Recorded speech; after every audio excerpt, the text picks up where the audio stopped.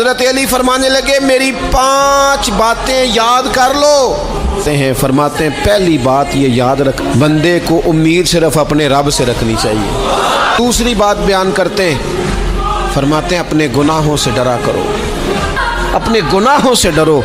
اور تیسرا مولا علی شیر خدا رضی اللہ تعالیٰ عنہ فرماتے ہیں اگر تم جاہل ہو نا، تمہیں پتہ نہیں، تو علم کے بارے میں سوال کرنے سے کبھی نہ شرمانا، پوچھ لینا، فائدہ ہوگا۔